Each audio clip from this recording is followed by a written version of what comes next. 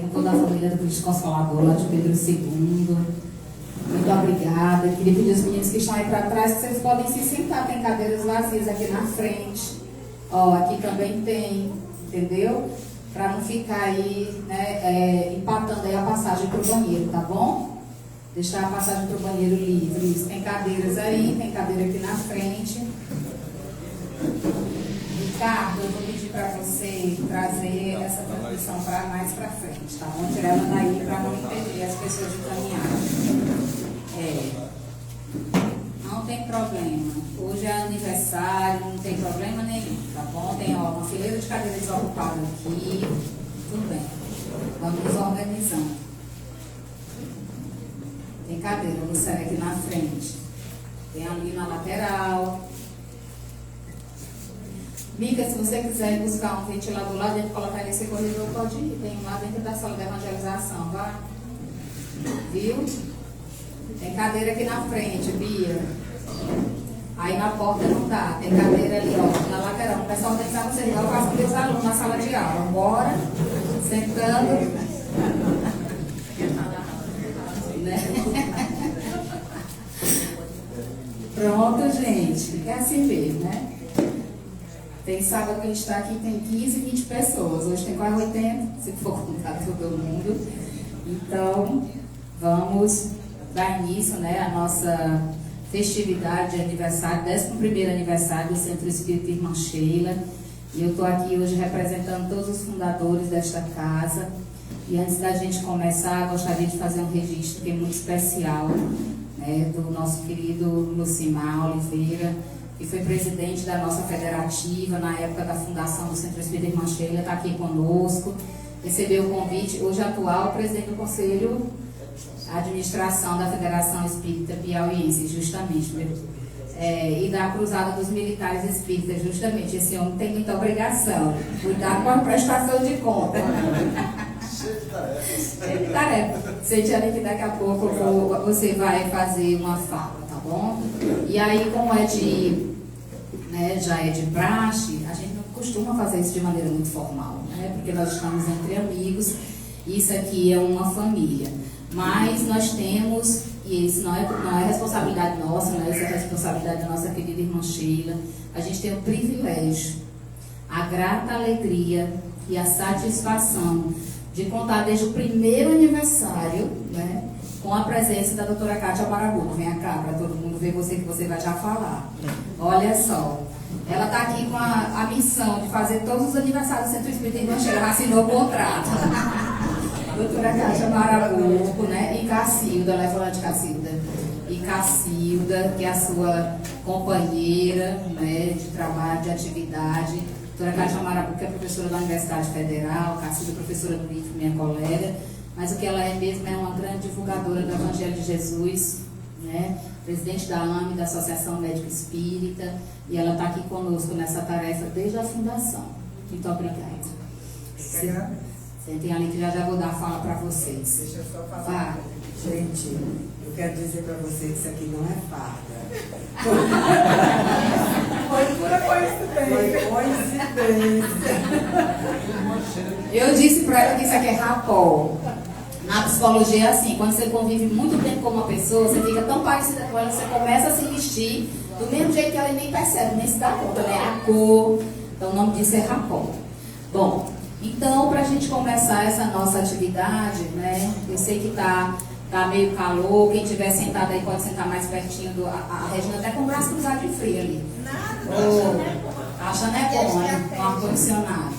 Né? Pedir para as meninas colocarem já ali uns ventiladores, se tiver um para trazer para cá também é bom, porque dá uma refrescada, tá bem? Isso, deixa aí atrás que melhor é para quem está no fundão. Muito bem. Então, todos os anos nós preparamos sempre alguma coisa especial para esse momento. Esse ano, quando a gente começou a pensar o aniversário do Sheila, na verdade a gente tinha pensado em fazer algo só entre nós, né? Com a família do Centro Espírita.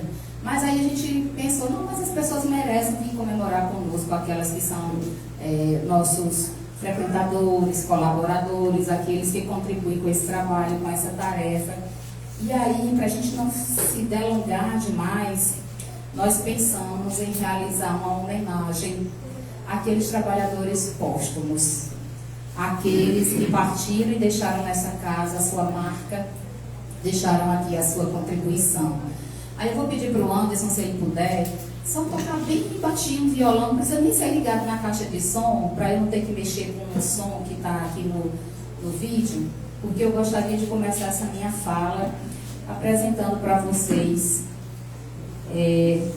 esse slide.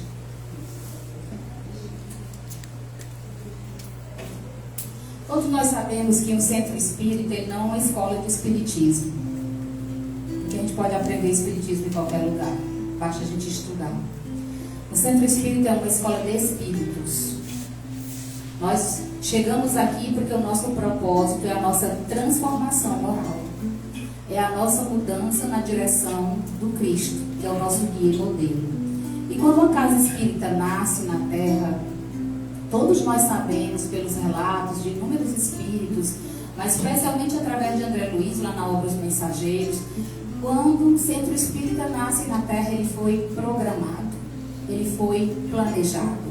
E as pessoas que aqui se encontram, servindo a causa do Cristo, também tiveram o planejamento das suas tarefas e das suas atividades relacionadas àquela casa. E nós tivemos alguns trabalhadores muito especiais que eu gostaria de apresentar para vocês. Quem não lembra do Liminha? Eu disse para o Yuri que ainda há pouco ele estava ali fora rindo. Seu Lima é uma figura que todos os anos nós homenageamos, porque foi com ele, debaixo de uma mangueira, na porta da minha casa, que surgiu a ideia de fundar o Centro Espírita Irmã Sheila. Ele faleceu em 2021, não foi, Yuri, se não me engano a memória, 2021. E ele sempre dizia: minha filha, nem que um dia fique só eu e você, o Sheila nunca vai fechar. E aí eu dizia para ele: impossível ficar só eu e você, porque tem os espíritos. Então, eu tenho certeza absoluta que hoje ele está aqui, porque eu o vi. E tenho certeza absoluta que ele está muito feliz com o que nós temos feito, com o cheirinho dele, com o trabalho que ele realiza. Temos cadeiras aqui na frente, seu Emerson. Seja bem-vindo. Pronto, você achou uma cadeirinha ótima. Então, Liminha, ele era um grande entusiasta da doutrina espírita, mas ele era principalmente o nosso puxador de orelha oficial. Quando as coisas começavam a desandar, andava muito, a gente andava muito ali fora da linha, era ele quem puxava nossas orelhas e chamava a gente de volta para a realidade. Mas não foi só ele que trouxe sua colaboração e sua contribuição para essa casa. Eu acho que muita gente não conhece essa pessoa, mas nós, do Cristo Consolador e do Irmã Sheila, conhecemos o Paulinho. O Paulinho veio embora do Rio de Janeiro para cá e acabou se estabelecendo em Pedro II e se tornou um grande colaborador do Centro Espírita Irmã Sheila e do Centro Espírita Cristo Consolador e depois do Maria de Nazaré. E ele deixou assim uma saudade imensa em nossos corações, porque ele era uma pessoa extremamente sábia, de bom senso, e partiu muito cedo. Mas tanto ele quanto o seu Lima me deram essa grande satisfação e o prazer de fazer inúmeras viagens com eles pelo Piauí, levando a mensagem do Evangelho. Mas além do Paulinho, a nossa casa ainda teve o privilégio de conviver com o seu Levi, carioca, assim como o Paulinho, que chegou em Piripiri por causa de um casamento. Casou com uma mulher daqui e acabou vindo embora. E o seu Levi era a pessoa que mais investia no sentido de moral e de ânimo para que essa casa se mantivesse. Tem cadeira aqui, se você não tiver uma desocupada, tem aqui. Vai ficar aí? Tá bom. Era aquela pessoa que dizia: nós vamos conseguir, a gente vai fazer isso, vai dar certo, confie, acredite. E seu Levi também partiu. Não está entre nós, mas deixou aqui sua marca. E quem não lembra dessa moça? Quem não lembra dessa criatura? O Gerardo, cadê ele? Cadê o Gerardo? Tá onde? Tá aí não? Tá aí fora? Vou mandar ele entrar. É o esposo dela. A Diana, ela não foi só sócio contribuinte do Sheila. Ela era aquela pessoa que distribuía gentileza, distribuía sorrisos, distribuía abraços, que mesmo enfrentando um câncer muito severo, saía da casa dela e ia para minha casa me aplicar soro. E ela dizia que eu estava doente, que eu tinha que parar. A Diana deixou nas nossas vidas um legado de alegria. Deixou em cada um de nós a marca daquele sorriso fácil. Era a pessoa que, nos momentos mais difíceis, nos arrancava um sorriso. E ela não está aqui hoje em matéria, mas os seus filhos, a sua irmã, a Gracinha, que está por aí sentada, está ali, o seu esposo, o Gerardo, a Alane, o Gabriel, todos eles fazem parte da família Sheila.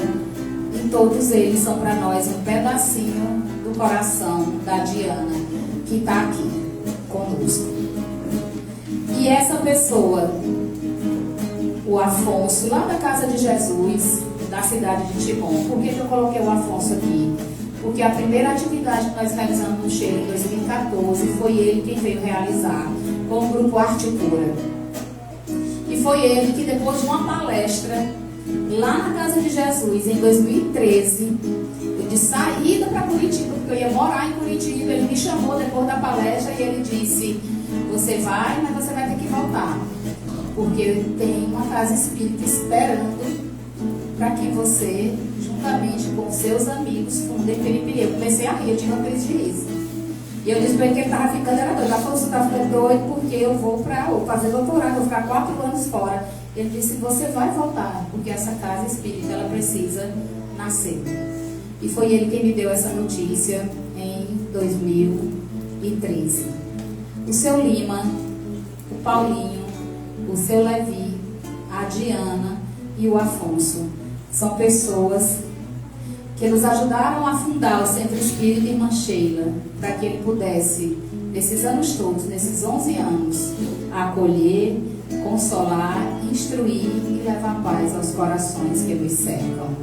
Por isso, e como diz o Dr. Hans, que eu trouxe o recado dele, que é um dos trabalhadores espirituais desta casa, ele diz para todos nós o tempo todo que todos retornaremos da terra para a nossa casa espiritual. E esse é o caminho que Sheila tem preparado para todos aqueles que cumprirem fielmente a tarefa de servir com Jesus. E é isso que nós estamos fazendo aqui, buscando cumprir fielmente com essa tarefa. Por isso que esse hoje é um dia muito especial para todos nós. E eu gostaria de dizer para vocês que essa casa, sim... Pode entrar, entre. Tem cadeira aqui, ó. Essa casa sem vocês não faz o menor sentido.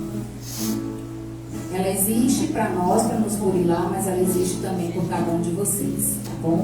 Então eu queria hoje só registrar a presença do Centro Espírita Cristo Consolador da cidade de Pedro II, que está aqui. Os meninos podem levantar-se a mãozinha para a gente conhecer vocês, lá do Cristo Consolador. A caravana que veio de Esperantina, do Chico Xavier, olha ali atrás, nossos irmãos. Os nossos irmãos que vieram de Piracuruca, também do Chico Xavier, né? Você vai mencionar ali, muito bem. Os meninos e as meninas do Centro Espírita Irmã Sheila, cadê? Estão aqui, né? Estamos todos aqui. Tem alguém que eu não falei? A Federação Espírita Piauiense, representada aqui por mim, pelo Lucimar. A AME Piauí, representada pela doutora Cátia e pela Cacilda, e o Fé Maria, né? E o Fé Maria. Então nós estamos aqui num serviço de unificação, de união de corações. E eu queria também agora convidar a Sandra, que é a presidente da nossa casa, para vir para cá para frente.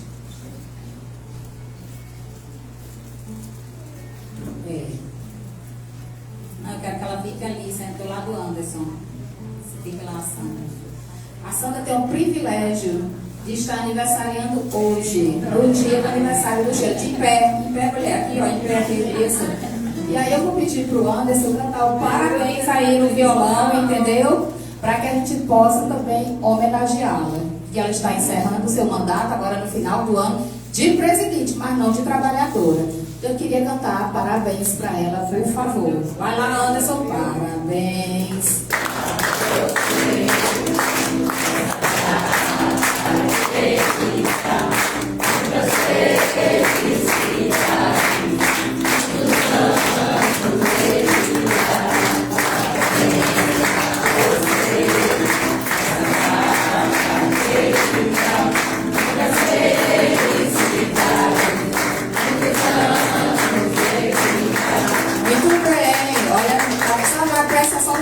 Pronto, ela estava com medo de fazer a prece inicial.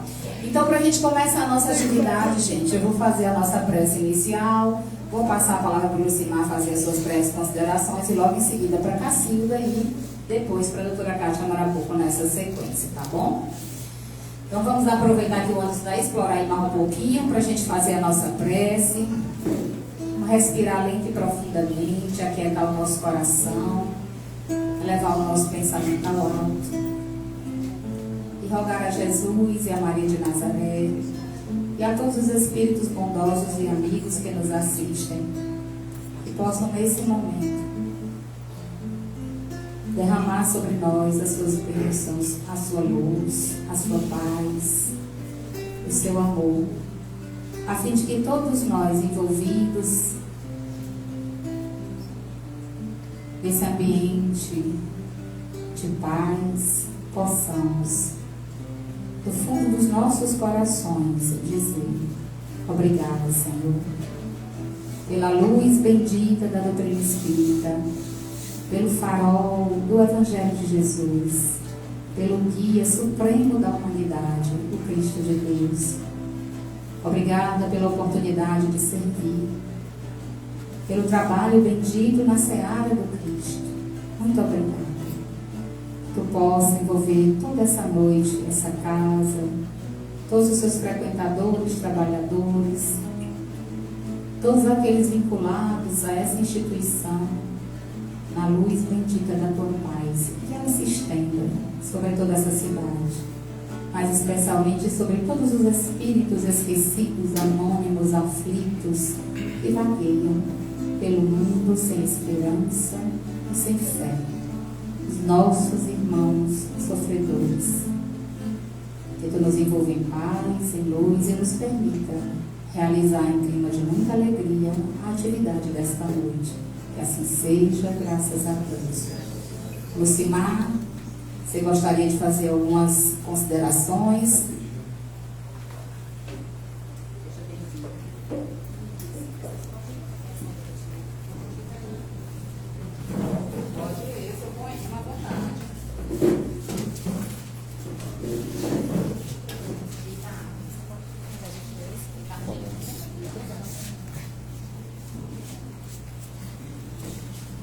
Gentis amigas e irmãs, gentis amigos e irmãos, boa noite.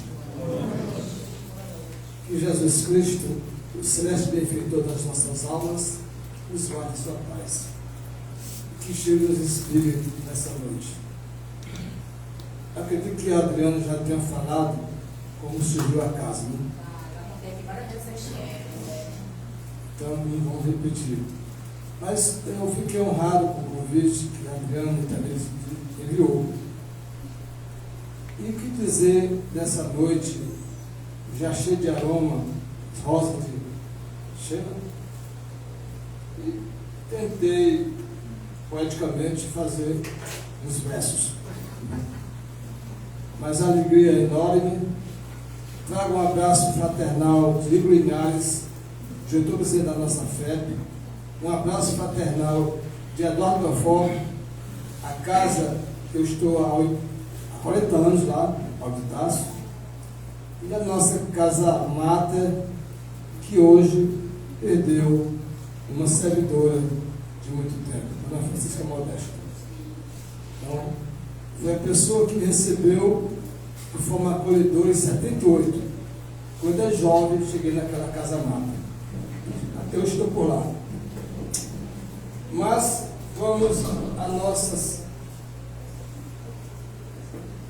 homenagem a Sheila, que é a mentora espiritual desta casa, que vocês já o conhece bem. Irmã Sheila, alma boníssima, intensamente querida. Teu perfume lirial nos envolve a todos, e essa essência jamais será esquecida. Trazes no íntimo do teu ser espiritual o desejo de servir ao Cristo com intensa humildade. Ouviste, ainda pequenina, em Éfeso, de Maria, a falar de Jesus com amor e simplicidade. Na França, como Joana Francisca de Chantal, colaboraste com Vicente e Paulo na época da Inquisição. A ordem de visitação de Santa Maria, pensada por Francisco de Sales, tomaste parte da tua criação, na sua criação. Durante a Primeira Guerra Mundial, reencarnaste na Alemanha, teve uma vida discreta. Contudo, não esqueceste dos enfermos, nobre missão recebida de Jesus por sempre. Hoje, continua na dimensão maior, próximo à ionosfera, um hospital reservado às curas e tratamentos. Administra esse nosocomio espiritual com muito amor e acolhe com ternura aqueles cercados de tormentos. Muita paz e muita luz.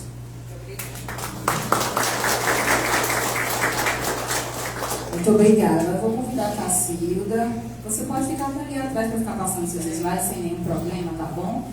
Para falar sobre a educação do espírito imortal.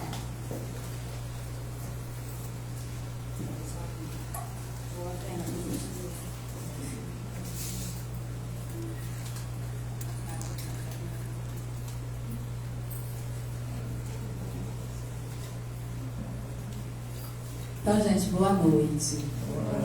Primeiro, quero dizer que é uma honra, né, estar aqui na noite de hoje, nesse momento de festa. Né? Uma festa que a gente já presencia, como a Adriana diz, há 10 anos. Né? Há 11 anos, desculpa. Há 11 anos. Desde o primeiro aniversário do Sheila, nós estávamos aqui. E que a alegria hoje é poder, 11 anos depois, estarmos aqui novamente, podendo contribuir de alguma forma com esta casa, que certamente é um ponto de luz nessa cidade. Né? A gente fica muito feliz de ver quando o trabalho do Cristo cresce, frutifica, e quantos frutos ele já deu. Todos vocês que estão aqui hoje são frutos desse trabalho. Né? Então, para nós, é uma profunda alegria estarmos juntos nesse dia de festa, e ficamos felizes, né, em termos sido convidadas, lembradas pela Adriana, porque convidado para a festa são os convidados que a gente gosta, são as pessoas que a gente gosta, né? Nós não convidamos para as festas das nossas casas as pessoas que a gente não se identifica, que a gente não gosta. Então, é muito bom receber esse amor de vocês, receber as vibrações de amor da irmã Sheila, que certamente, né, guia com todo carinho esse trabalho que vocês ajudaram ao longo dos anos a edificar. Então, mais uma vez, gratidão. Né? A gente escolheu para falarmos na noite de hoje sobre esse tema lindo, né? A educação do espírito imortal. Para mim, falar de educação é falar da minha vida, né? Porque eu sou professora há 23 anos. Não é que eu seja velha, eu comecei bem novinha, viu, gente? Então, essa educação faz parte do meu dia a dia. E eu quero compartilhar com vocês uma frase do nosso querido Rubem Alves, que foi uma das primeiras coisas que eu ouvi quando eu comecei meu curso de licenciatura em filosofia. Né? Isso há uns 23 anos é que eu sou professora, mas meu curso deve ter começado há uns 30 anos atrás, mais ou menos, né? E eu escolhi essa frase porque ela fala, nos transporta para o tema que nós vamos falar na noite de hoje, que é a imortalidade. Então, o Rubem Alves, ele diz assim, certamente no momento de inspiração divina, ensinar é um exercício de imortalidade. De alguma forma, nós continuamos a viver naqueles olhos que aprenderam a ver o mundo pela magia da nossa palavra. Então, um professor assim não morre jamais. Então, a gente fica presente nos olhos de todos aqueles que passaram por nossas mãos, né? Pela nossa lavra, pela nossa tentativa de, de alguma forma, ajudar esses espíritos nesse processo educacional que é a vida. Então, ensinar é esse exercício de imortalidade. E aí eu quero começar a minha fala na noite de hoje perguntando para vocês, né? E vou fazer muitas perguntas, porque eu sou da filosofia e a filosofia trabalha com perguntas, né? E aí eu quero perguntar para vocês, quem aqui hoje acredita que é um espírito imortal? Levanta aí a mão, ou coisa boa, né? Todo mundo acredita que é um espírito imortal. Pois já temos o pontapé inicial. Todos nós aqui acreditamos que sobrevivemos, que continuamos e que retornamos, não é? Mas, pessoal, o mais importante e o mais desafiador, né, não é a gente acreditar que é um espírito imortal, né? Esse não é o nosso maior desafio. O nosso maior desafio somos nós nos reorganizarmos, organizarmos os nossos propósitos, realinhar os nossos valores e definir um modo de vida que reflita a nossa certeza na imortalidade da alma. E aí eu tenho outra pergunta para fazer para vocês agora.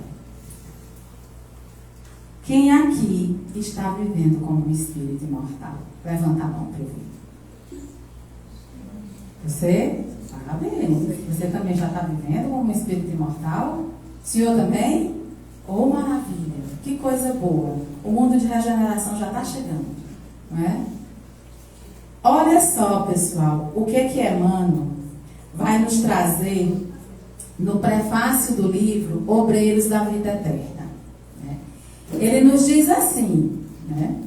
O homem moderno, pesquisador da estratosfera e do subsolo, esbarra ante os pórticos do sepulcro com a mesma aflição dos egípcios, dos gregos e dos romanos de épocas recuadas. Os séculos que varreram civilizações e refundiram povos não transformaram a misteriosa fisionomia da sepultura. Milenário ponto de interrogação, a morte continua ferindo sentimentos e torturando inteligências. Então, será que nós temos vivido como esse espírito imortal? Será que nós temos refletido sobre isso? Porque aqui todos nós já sabemos que somos espíritos imortais. Mas será que essa sabedoria, que esse conhecimento tem modificado a forma como eu vivo? Ou eu digo que acredito no espírito imortal e continuo levando a vida da matéria? E continuo levando e reproduzindo uma vida baseada em valores materiais. E isso precisa ficar assim muito claro dentro de nós. Porque é baseado nesses valores que nós edificamos ao longo da nossa vida que nós vamos pautar toda a nossa existência. E é esse o nosso grande desafio, viver os valores do Espírito, né?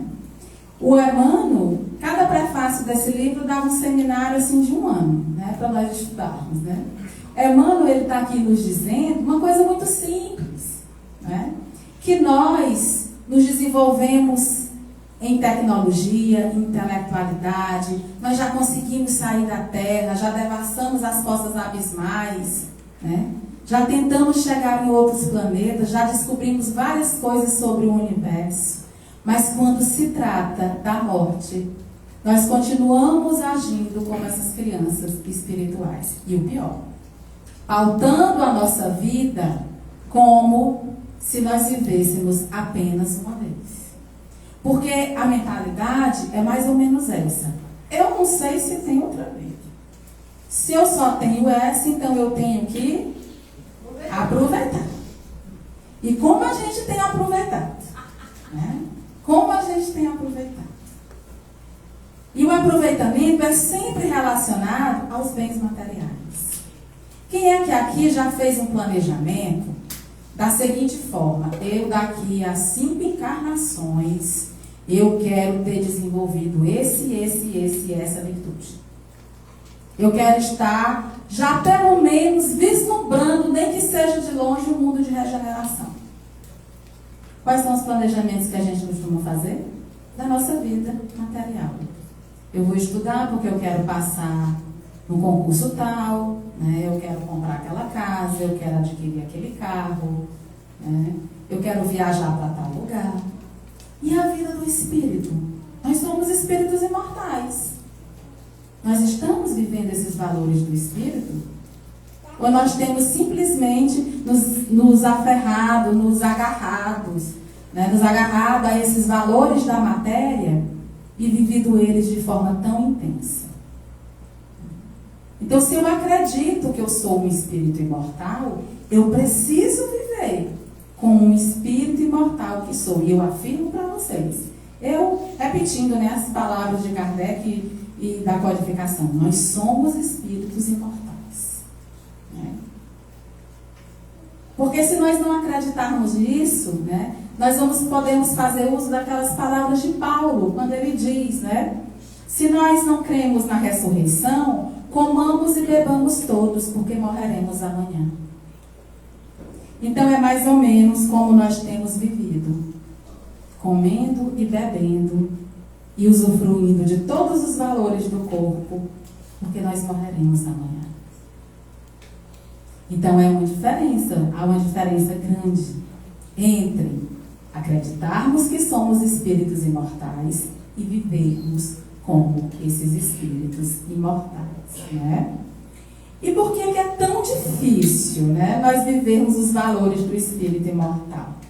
Porque isso vai exigir de nós um reposicionamento, uma mudança de rota, uma mudança de rumo, a nossa famosa reforma íntima, que nós tanto falamos dentro da doutrina espírita. Vai necessitar que nós trabalhemos para adquirir esses valores espirituais, que são as virtudes. Nós viemos para cá para desenvolvermos virtudes. Nós não viemos para cá como um clube de final de semana para passearmos, brincarmos, né, e de vez em quando descansarmos. Não. Nós viemos para cá para adquirirmos essas virtudes. E lembrando para vocês que virtude é do reino da praxis. Né? Eu não sou virtuoso na contemplação. Eu não sou virtuoso meditando 2 anos nas montanhas do Himalaia, não, e no Tibete. Ali eu vou conseguir uma interiorização, que também é muito importante, para que eu me enxergue. Mas é na luta, é na batalha, sobretudo contra nós mesmos, que nós vamos desenvolver essas virtudes que são tão necessárias, para que nós adquiramos os valores do Espírito. Né? Por isso é que é tão difícil. Porque ainda nós somos como crianças que vivemos na corda bamba. Acreditamos que somos espíritos imortais, mas não conseguimos viver como tal. Por conta da nossa falta de coragem, de decisão, de assumirmos realmente essa vida do Espírito. Né? E aí como é que a educação ela pode nos ajudar dentro desse processo? Né? Qual é o papel que a educação tem dentro desse processo de nos ajudar a vivermos como espíritos imortais? Né? Aqui também eu usei um outro prefácio que eu não coloquei aí, de um livro, né, do André Luiz, que está no nosso lar. E ele nos responde, André Luiz, né, como é que a educação vai nos ajudar a vivermos esses valores do Espírito. Ele diz assim: o homem terrestre, ele não é um deserdado. Nós não estamos aqui jogados à nossa própria sorte. Não. Né? Ele é filho de Deus em trabalho construtivo, envergando a roupagem da carne, aluno de escola benemérita. Aluno de escola benemérita.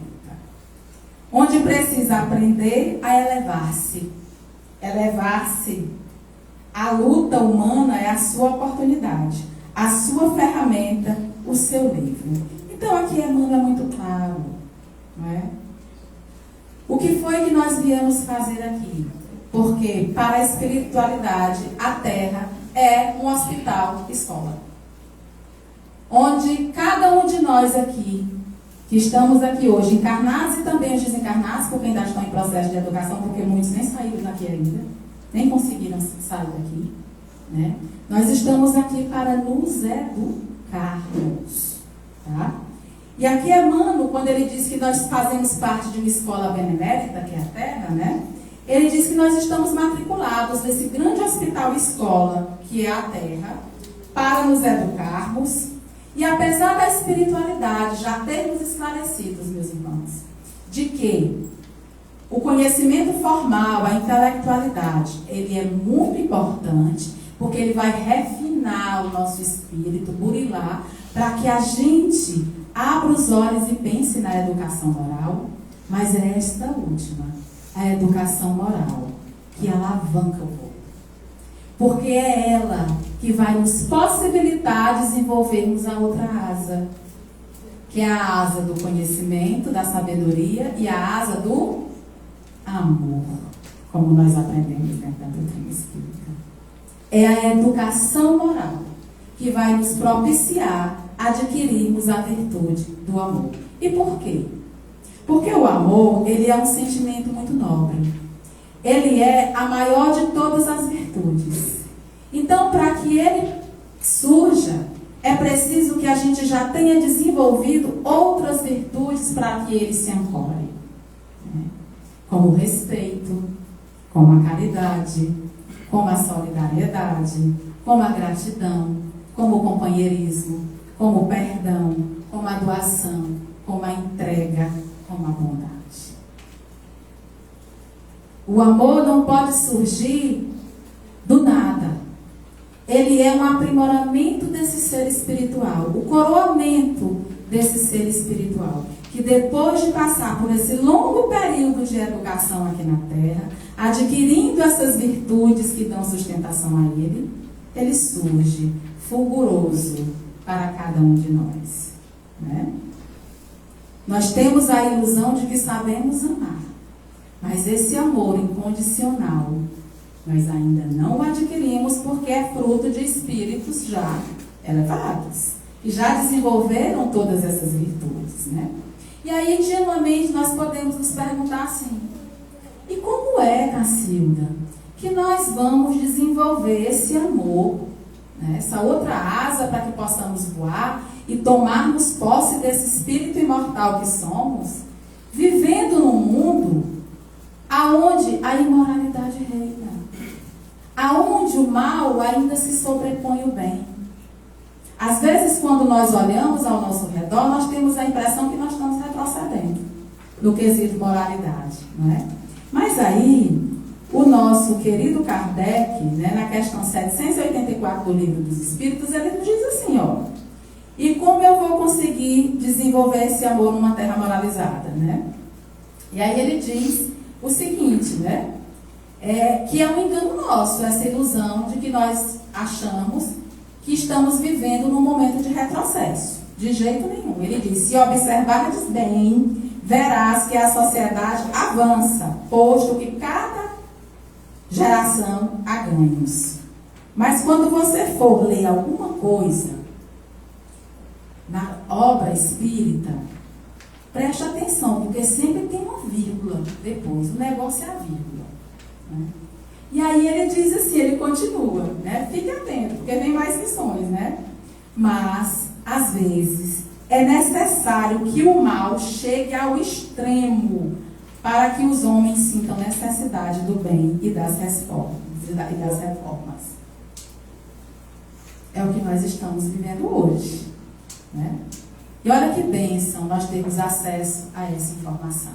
Quantas pessoas estão perdidas, desesperadas, vivendo uma vida vazia, desenganada, sem um propósito, porque não conseguem saber disso, não é?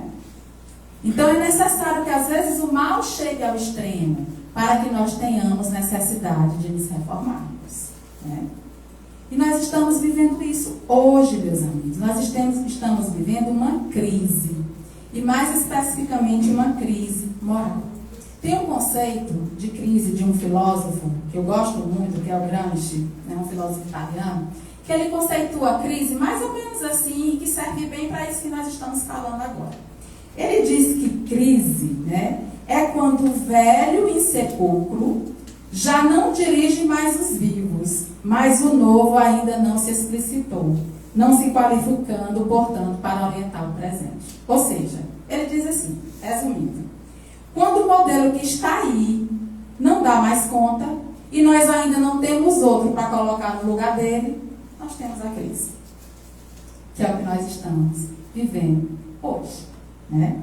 É como se nós tivéssemos um hiato.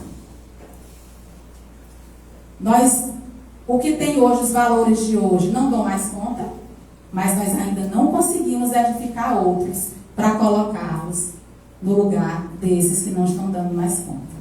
E para nós, espíritas, nós ainda temos uma outra informação. Que momento é esse, pessoal? Que nós estamos vivendo? Onde os valores que estão aqui não estão dando mais conta de resolver e de organizar a nossa vida moralmente, mas nós ainda não temos acesso a outros melhores. Nós estamos vivendo, segundo o Espiritismo, um momento de transição planetária. Transição planetária. É esse momento de crise que nós estamos vivendo, não é? E aí, comumente, a gente percebe também, quando a gente fala de transição planetária, que alguns espíritas esperam que a Terra vá se regenerar. Né? E eu quero dizer para vocês que a Terra não vai se regenerar. Aqui quem tem que se regenerar somos nós, espíritos, inclusive nós espíritos. Somos nós que temos que nos regenerarmos. Né? A regeneração, ela não é do planeta. Né? Somos nós que estamos tendo a oportunidade de estarmos aqui hoje encarnados, nessa grande escola, né, que é a Terra, sendo alunos do melhor professor que já existiu, que é Jesus. E olha que é um professor que não nos ensinou só com palavras. Jesus viveu cada uma das lições que ele nos legou. Porque parece que ainda ele estava adivinhando que ia surgir uma pessoa e ia dizer assim: ah, mas é muito fácil falar, difícil é viver, né? E ele viveu cada uma das lições que ele nos deixou. E ele nos ama tanto que anos depois ele nos mandou o Consolador prometido, o seu Evangelho, para que a gente pudesse recorrer todas as vezes em que nós, nesse momento de crise, nos sintamos perdidos. Não tem um problema da sua vida que você não encontre solução lá no Evangelho. Nenhum. Então, Deus nos deu a escola, nos deu o professor, nos deu a lição e ainda deixou um livro. Vários livros, aliás, para nos esclarecermos. Só quem nos ama muito é capaz de fazer tudo isso por nós. Né? E aí, pessoal, a gente observa essa crise, né, que nós vivemos, esse momento de transição planetária, principalmente em 3 instâncias que fazem parte da nossa sociedade: a família, a própria sociedade e a cultura. Quer ver? Vamos ver aqui. A família de hoje, ela é educada pelos padrões da família do passado? Não, né? Eu costumo dizer que a nossa geração, eu acho que aqui todo mundo tem mais ou menos a mesma idade minha, né? Aqui quem estudou, assim, é do tempo do OSTB, quem é? Educação Moral e Cívica? Então é mais ou menos assim, a mesma idade que nós temos, né? Então, pessoal, no nosso tempo, a gente nem ouvia falar em internet ainda, mas a nossa geração, eu digo para os meus alunos, era uma geração Wi-Fi. Porque na hora que seu pai e sua mãe lhe olhavam, não tinha nem fio ligando você a ele, mas o que de errado você estivesse fazendo, você parava. Porque a gente já reconhecia naquele olhar que ia ter uma consequência para aquela regra que eu quebrei, para aquele ato ilícito que eu estava fazendo. Como é que é hoje? Né? Hoje é o inverso. A gente vê o menino olhando para o pai E o pai não sustentou olhar nem por 3 minutos e disse, tá bom, eu compro. Tá bom, eu compro. O Rossandro, ele tem uma fala que eu gosto muito quando ele diz assim, que na nossa geração, os nossos pais não estavam preocupados se nós íamos amá-los. E realmente, né? Eu não me lembro de que quando eu era criança, meu pai sentasse comigo e dizia assim, minha filha, você me ama? Né? Como a gente faz hoje, né? Não. Eles não estavam preocupados se nós íamos amá-los ou não. Mas eles não abriam mão do respeito. E com isso eles ganharam o respeito e ganharam o nosso amor. Hoje os pais não se fazem respeitar e não ganham nem respeito e nem amor. Tem uma fala do Augusto Cury que eu gosto muito quando ele diz, quem ama, o educa. Uma criança, um adolescente, ele não pode viver sem limites. Aí o que você está fazendo? Relegando esses espíritos que não estão sendo burilados por nós, e aqui eu também me incluo, né? Porque a missão de pai e mãe que nós recebemos é uma missão de cocriação. E que nós iremos prestar conta dela. O que a gente faz? Passa para a escola. Que está atrapalhando até lá na escola. Porque na escola a gente não está conseguindo nem oferecer para esses meninos um conhecimento formal. Porque não tem um pingo de disciplina. E, gente, quem aqui é professor? De escola pública? Parabéns, minha gente. O que vocês fizeram, hein, minha gente? Estou passada. Uma vez eu vou compartilhar com vocês. Eu estava dando aula, tinha uma sala de mecânica no IFP, viu, Catarina? E eram 45 alunos homens, né? E a sala, assim, dificílima. E aí eu pensei por um momento, eu vou desistir disso aqui. Eu não preciso disso aqui não, rapaz. Vou sair disso aqui. E eu ouvi nitidamente no meu ouvido. Feliz daquele que consegue pagar o que deve. Na mesma hora, eu me refiz, meus amores.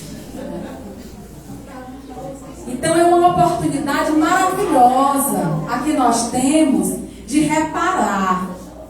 Imagine o que é você reparar assim, a sua fala para 45 alunos de uma vez só. 50 pessoas de uma vez só. É melhor que a gente pagar de um por um. Porque se a gente fosse aguentar um por um, ninguém suportaria. Né? Então, pessoal, nós temos essa oportunidade, né, de reparar isso a todo instante. Mas essa educação moral, ela precisa começar dentro de casa. Os pais precisam ser esses co-criadores, para que esses filhos, ao se depararem com esse momento de crise, eles não se deparam com isso apenas na escola. Eles passam 5, 6 horas na escola, o resto do dia ele passa em casa, passa no mundo. E se ele não tiver valores morais sólidos, edificados dentro dele, ele sucumbe a essa crise. E olha a nossa responsabilidade. Um dia nós seremos cobrados do que foi que nós fizemos com os filhos que Deus nos emprestou. Para momentaneamente serem nossos. Para nós colaborarmos com Ele nesse processo de edificação desses seres. Né?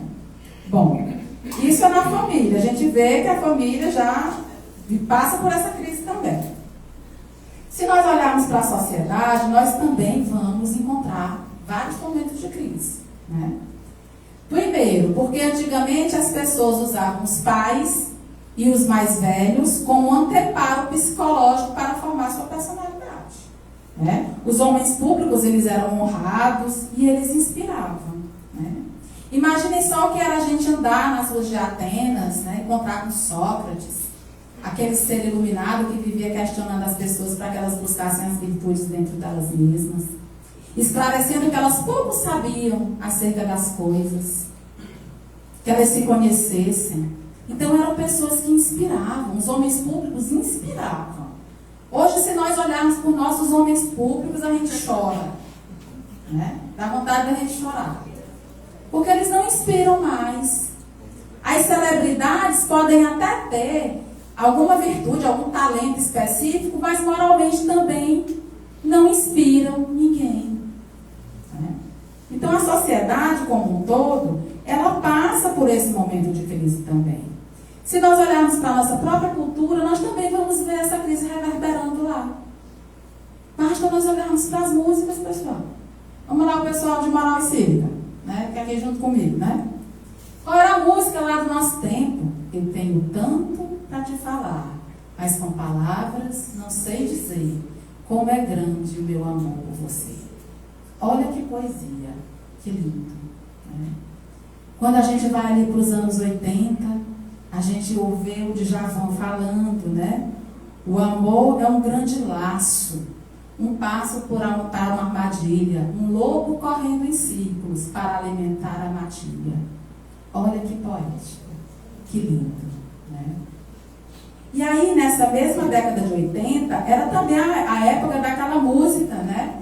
Que todos nós aqui, não adianta me enganar, assistíamos. Sítio do Pica-Pau Amarelo, né?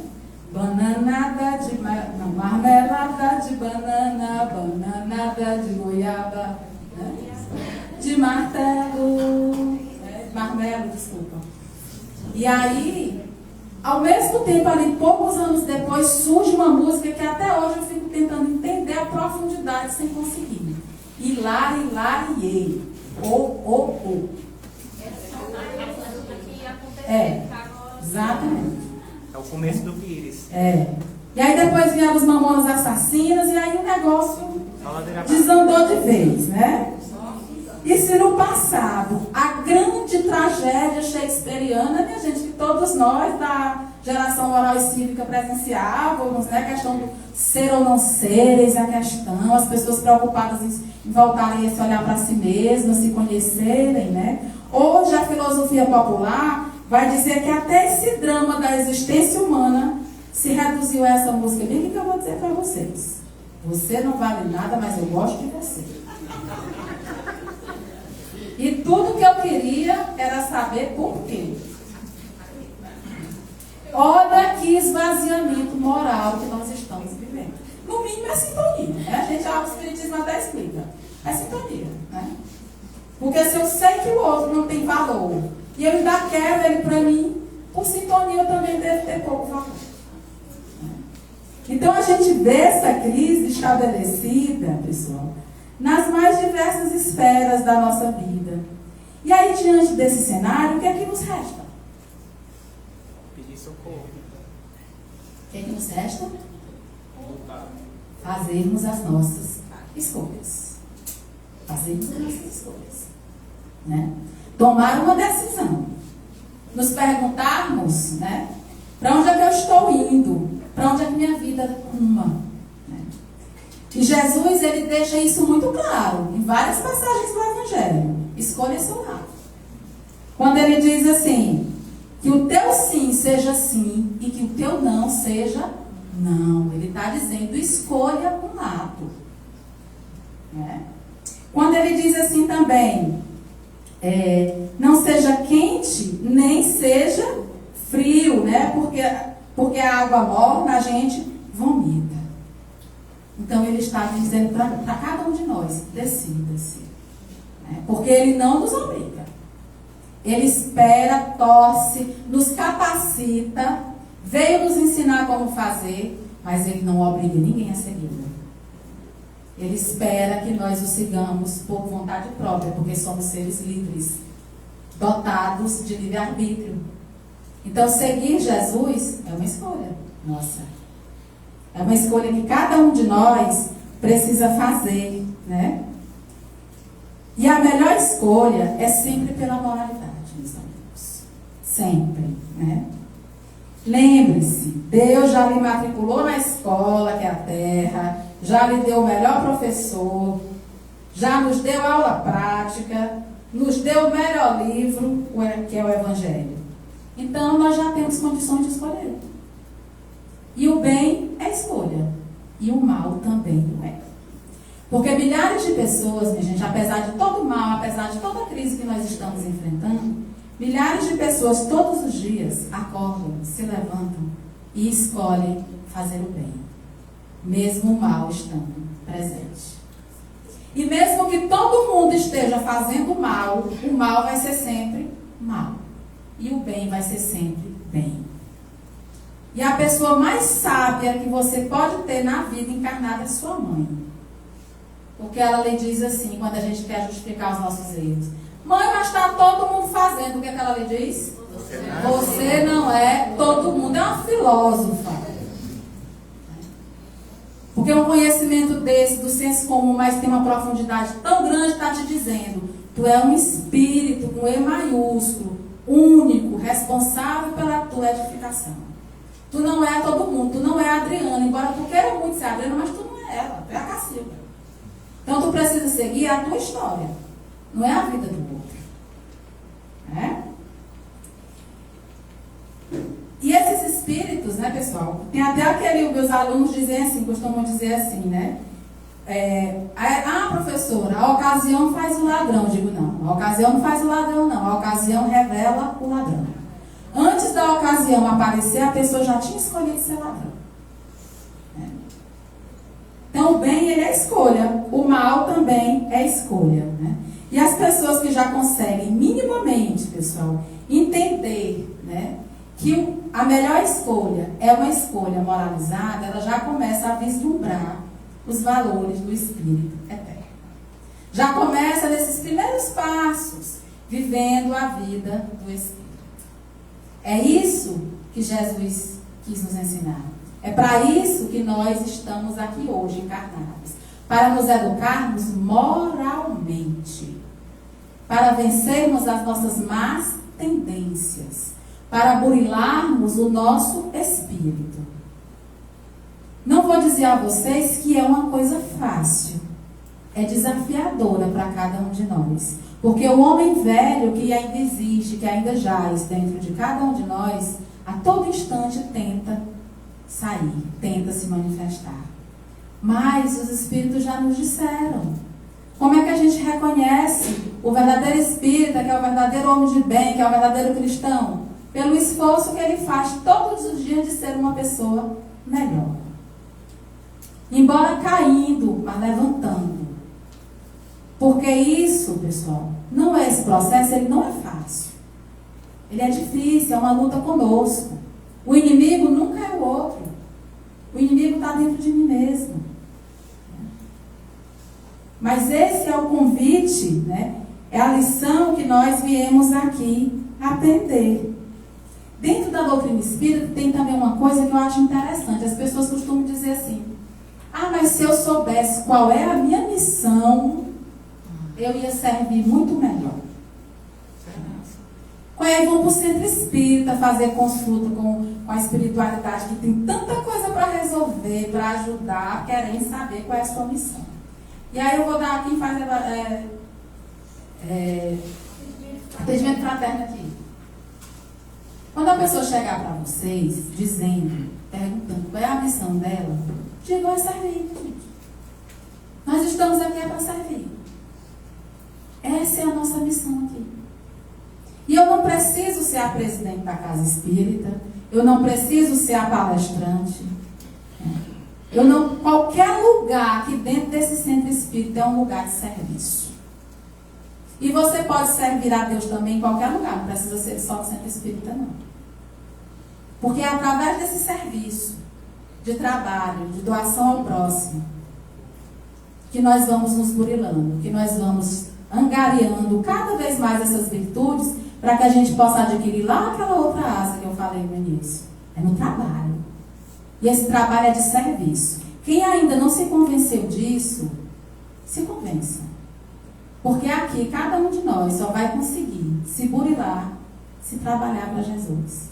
Se servir, se estiver à disposição dele. Quem ainda não consegue fazer isso, um dia vai conseguir, porque se tem uma coisa que nós estamos destinados é a perfeição.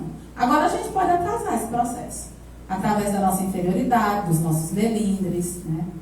Do nosso ciúme, de todos aqueles vícios que a gente conhece tão bem, né? Que a gente já é assim, pós-graduado. Estamos aqui como alunos e nós não estamos tirando nem 6. Né? E a gente ainda se zanga com os alunos, né, Adriana? Ainda se zanga com o menino quando a prova a nota é baixa. E a nota que nós temos tirado dentro desse processo de educação, que é a nossa reencarnação?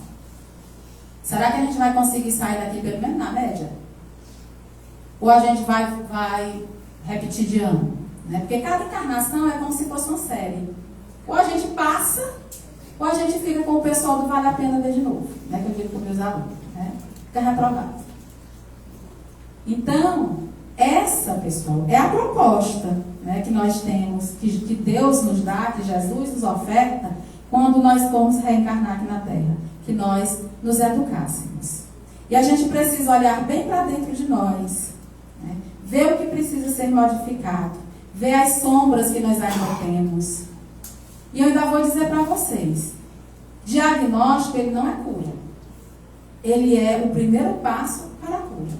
Mas só eu reconhecer que eu tenho um defeito, ele não vai sair de mim se eu não tiver nesse trabalho, né, de burilamento espiritual, de luta comigo mesmo o tempo inteiro, de levanta e cai, de que se renova, né, de tentativa, de acertos, de erros.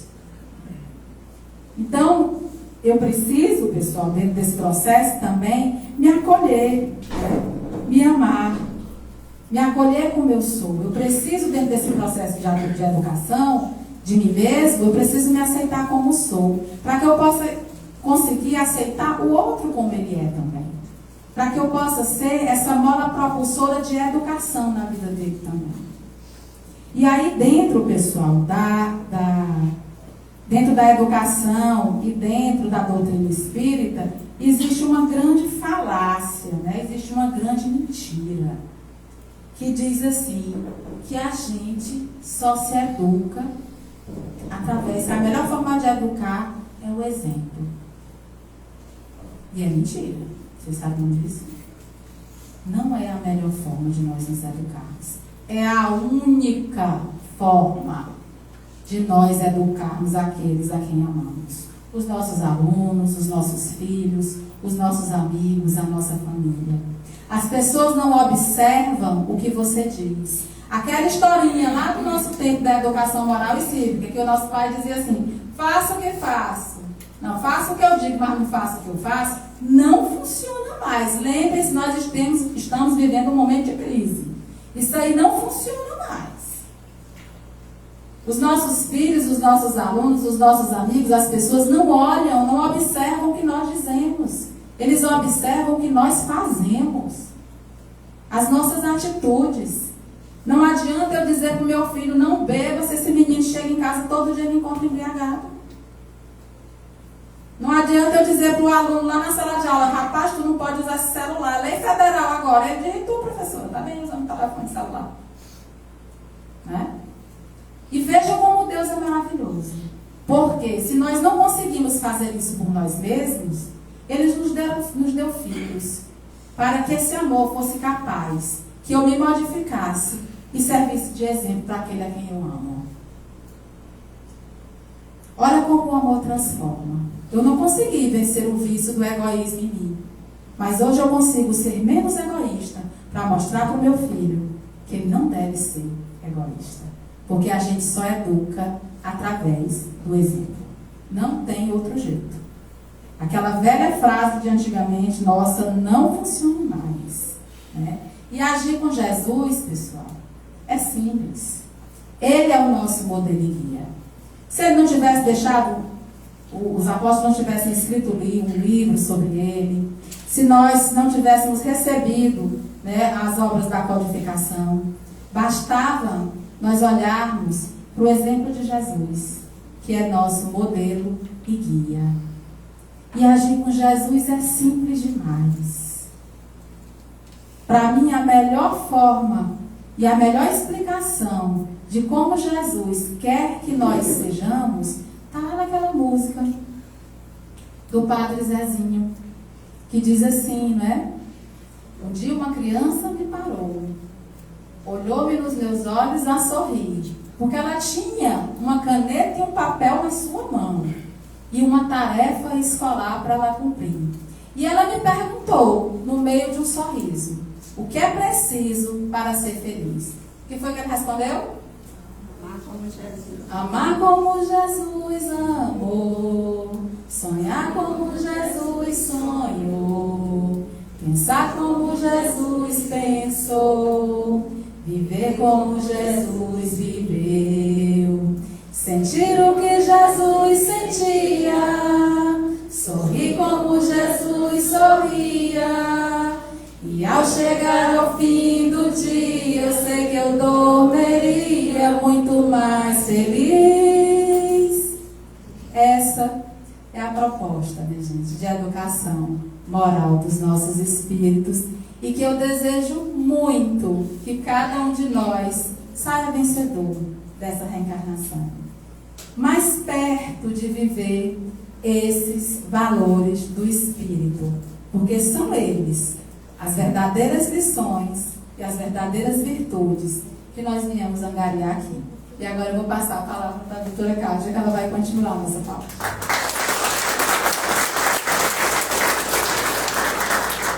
Vai precisar de ajuda?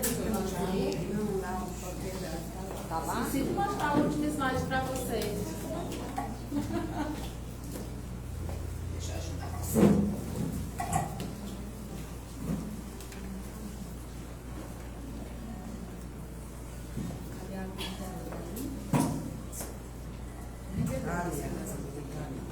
Tá com meio pastor. Essa daqui. Era tua, aqui pra ti. E a da doutora Cátia tá aí? Pega ali pra mim, por favor. É de educação.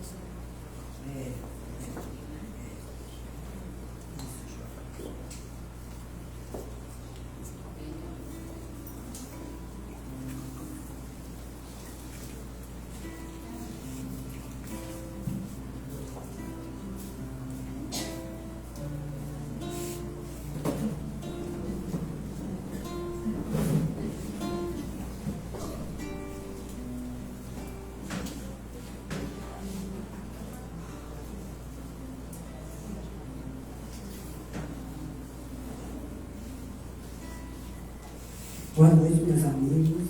Um prazer enorme estar aqui com vocês. E eu fico muito feliz a casa estar assim cheia, né? É um prazer muito grande e essa troca de energia é muito salutar. Quero dizer a vocês que quando eu cheguei, né, sempre me emociona voltar aqui na Irmã Sheila, porque eu me sinto, além de muito acolhida, eu sinto a presença da espiritualidade e me emociona muito, que aí eu me levanto assim para não chorar. Levanto a cabeça porque a emoção é muito grande quando a gente sente a presença da espiritualidade, né? A gente não tem ideia do que eles estão fazendo conosco, nos tratando, cuidando de cada um de nós, né? Sem a gente nem perceber. Então é um prazer estar aqui com vocês. E nós vamos conversar um pouquinho. Eu vou trabalhar agora com vocês mais a parte de saúde.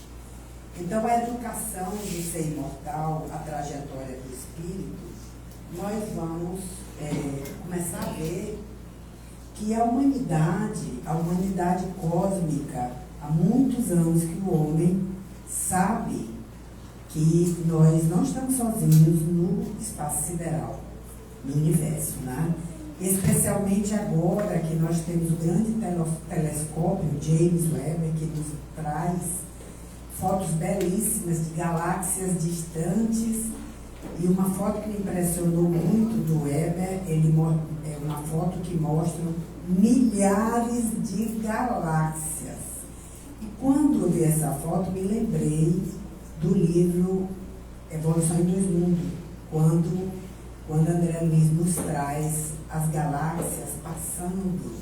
Então, realmente é um avanço muito grande que nos mostra a imensidão do universo.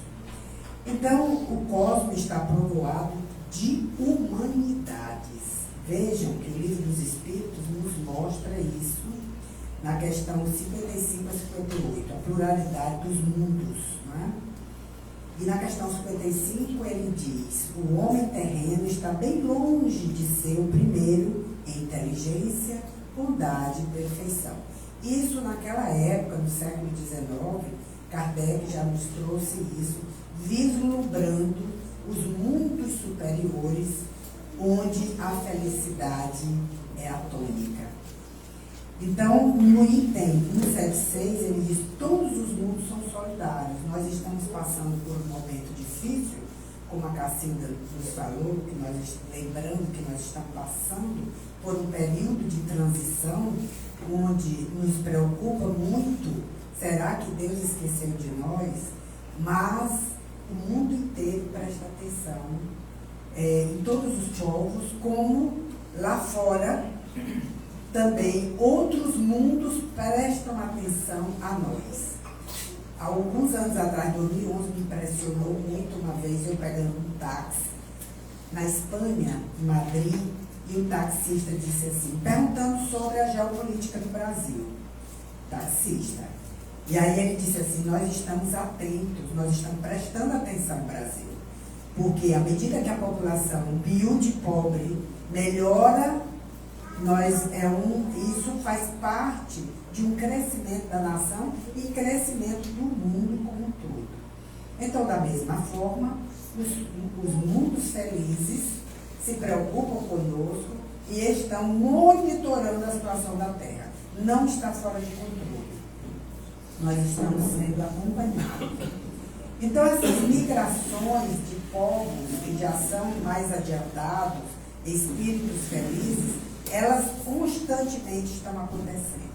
E agora, no momento presente, os espíritos já nos falaram a quantidade de espíritos superiores que estão vindo apressar, da mesma forma que na Renascença nós tivemos um avanço grande nas artes. Depois, a cada tempo, a humanidade recebe esse aporte de espíritos mais adiantados para nos puxar o adiantamento. Então, cada mundo tem um determinado grau de evolução. E esse determinado grau de evolução, da mesma forma que nós, muitas vezes, nos preocupamos com o outro que está sem educação, que está com necessidade, passando fome, quando nós não mais suportamos as injustiças, os outros, os seres superiores também se preocupam conosco, né? Impressionou muito a lição Missionários da Luz, quando Alexandre, ele nos fala que Jesus, ele muito preocupado em crescer, se espiritualizar, e aí ele chegou no ponto onde ele já estava num grau muito elevado. Aí ele viu um anjo descendo à terra, viu aquela luz imensa descendo à terra, e ele disse, mas o que é isso? Tem muita gente indo às trevas. E aí ele disse, o Senhor da luz está lá socorrendo. Jesus estava vindo. Então ele está sempre aqui conosco, né? Então, nos mundos felizes, prevalece o bem, o amor, a paz, o perfeito entendimento entre as criaturas das humanidades. Estão livres da escravidão dos instintos animais, dos corrosivos, os sentimentos de egoísmo e do orgulho que felicita os mundos inferiores. Vejam como parece utopia, mas não é. Nós alcançaremos isso. E a Terra, nosso planeta, é um dos tipos de mundo de expiação. Segundo a espiritualidade, segundo a obra de André Luiz, antes do nosso ainda tem dois, mais inferior que o nosso. De que as variações são infinitas e têm bom caráter comum. É o local de exílio, nosso planeta, de espíritos rebeldes à lei de Deus. Lutam ao mesmo tempo contra a perversidade dos homens e contra a clemência da natureza. Por isso que nós estamos tendo agora tantos problemas, não só por conta do aumento da temperatura, dessas alterações do clima, mas também o momento que nós estamos vivendo. Divaldo sempre dizia que a humanidade achava, os espíritas, né, nós achávamos que essa mudança do mundo de transição, do mundo de regeneração, seria um grande cataclisma. Não. Mas nós estamos vendo a Terra se revoltar. Nós estamos vendo essas acomodações, né? Então, é um duplo e penoso trabalho que nós temos, né? não só com a natureza, com a inclemência da natureza, mas também com a perversidade do nosso meio. Isso é desenvolvendo simultaneamente, nós somos convocados a desenvolver simultaneamente inteligência e as qualidades do coração. Então, as encarnações são infinitas, nós já sabemos, são os degraus pelos quais o ser se eleva. Há uma necessidade de expiação, de sofrimento. Sabemos já que todos são criados simples e ignorantes. E segundo Leon Denis, no terreno, no livro Invisível, que é um livro belíssimo, quem nunca leu, recomendo ler, porque é uma preciosidade, é no terreno da dor que se constrói o edifício de nossos poderes, porque a Leon Denis considera a dor como uma potência da alma. E como potência da alma, nós aprendemos a vencer a dor. E nossas virtudes e nossas vindouras felicidades e alegrias, né? Então, é muito importante a compreensão da evolução para que a gente compreenda a trajetória do espírito no tempo. Então, a trajetória do espírito no tempo vai nos guiar por que algumas pessoas acreditam até hoje em pagelância, em feitiçaria, acreditam no xamanismo, em magia, e outros não acreditam de jeito nenhum, são céticos, só acreditam na ciência, e outros só acreditam no valor do espírito. Então, é essa trajetória do espírito que nos liga e que nos faz ver que hoje, nós que estamos encarnados, nós está misturado o joio e o trigo. Enquanto ao nosso lado tem pessoas que pensam de uma forma futurística, tem um outro que acredita ainda nas mesinhas. Ainda na Covid, nós tivemos pessoas que usavam ainda o chá do limão bravo, igual foi usado lá na peste espanhola, na época da peste espanhola. Vejam como é lenta essa evolução de espírito em espírito. Então, segundo Herculano Pires, no livro O Espírito e o Tempo, nós temos esse modelo, o horizonte tribal, agrícola, civilizado, profético e espiritual. Cada ser humano está no processo evolutivo que melhor se adequa ao seu espírito. Não é ruim a pessoa acreditar em pagelância. Não é ruim ela acreditar de que o mal olhado existe. Não é ruim. Ela está no lugar certo, no processo que se adequa ao seu espírito. Então vamos ver aqui. Vejam o que Herculano nos traz de Heidegger, que nos diz a história é essencialmente a história do espírito que transcorre ao longo do tempo. Aqui vocês estão vendo a imagem da evolução do ser humano e aqui embaixo nós estamos vendo as irmãs Fox. E aí nós vamos ver o aprofundamento do ser humano da crença tribal. A crença tribal é o momento onde as pessoas acreditam na natureza, foi os primeiros momentos, lá desde os neandertais, que o ser humano começou a acreditar no mundo dos espíritos. Começou a ver que lá fora tinha um poder maior do que o dele e que certamente deveria ser deuses e demônios. Então ele começa a temer e a acreditar. Então quando a pessoa adoece, ele começa a fazer festas e danças para os espíritos. No antigo México, no Império Inca, o que eles faziam? Eles jogavam corpos para os deuses, na tentativa de aplacar a ira dos vulcões, que era a língua dos deuses. Então esse é o momento do horizonte tribal, onde nós acreditamos que as doenças, que a nossa lavoura só cresce, que a saúde do povo é regida pelos deuses e pelos demônios. Então é uma concepção mágico-religiosa, os mistérios dolorosos causados pelos demônios. Quando estudamos a história do povo Inca, nós vamos ver as barbáries que se faziam, né? Mas era daquele momento, na concepção mágica daquele povo. Quando nós lemos Shikasta, é um livro da Doris Lessa, e ela mostra, parece assim, que nós estamos lendo um livro espírita. E ela mostra que naquela época, lá no Império Inca, eles só se alimentavam de vísceras. Ninguém comia músculos dos animais, era só vísceras. Cozinhavam inteiro, e até hoje tem gente que cozinha animal inteiro. Vocês já viram, por acaso, cozinhar leitãozinho inteiro? No Natal. Já viram cozinhar boi inteiro? Olha o universo tribal aí, na nossa época. Uma vez meu filho ficou impressionado, foi num churrasco, quando chegaram lá, mãe, eles estavam no rolete cozinhando um boi inteiro.